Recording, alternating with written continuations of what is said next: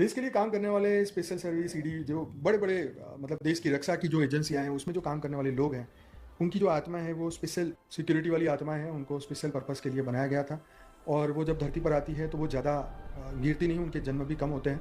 तो इसीलिए वो आके अपने देश की राष्ट्र की सेवा करती है। वो एक सामान्य मनुष्य की तरह फँस नहीं जाती संसार में।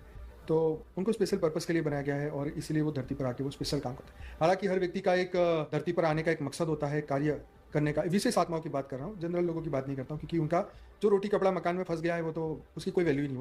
वो तो चूहा, बिल्ली, गधा, कुत्ता और चींटी भी हर दिन बिज़ी रहती है। मैं उन लोगों की बात कर ही नहीं रहा हूँ क्योंकि उनका कोई पर्पज़ नहीं है, परंतु एक पर्पज़ से आई हुई आत्मा विशेष है और उनको सूक्ष्म जगत से ये पर्पज़ के साथ भेजा गया है। तो ये महान आत्मा है, सूक्ष्म जगत में ऐसे बहुत सारे लेयर्स हैं, वहाँ पे वो आत्माएँ रहती हैं, अपना कार्य करके फिर वापस चली जाती हैं, कुछ आत्माएँ फिर रिबॉर्न होती है और ये ऊपर से सूक्ष्म जगत तय करता है कि धरती पर जाके किस आत्मा को क्या काम करना है। ये बात सच है कि सूक्ष्म जगत की जो बड़ी आत्मा है वो पहले तय कर लेती है कि हम इनके घर में जन्म लेंगे क्योंकि उनका स्पेशल पर्पज़ है, वो कोई बार-बार जन्म नहीं लेती।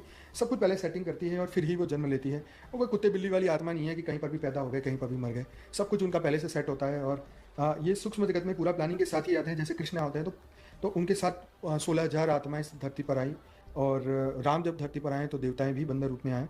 तो इस तरीके से वो आत्माएँ जब भी आती हैं, पहले से तय करके आती है। अगर आप सोचो कि आपको अफ्रीकन सिविलाइजेशन में जन्म लेना है, तो पहले आपको उधर जाके आपको रिश्ते बनाने पड़ेंगे, ठीक है? उसे कर्म बंधन जोड़ने पड़ेंगे, तब जाके नेक्स्ट बर्थ में आप उनके यहाँ जा सकते हो।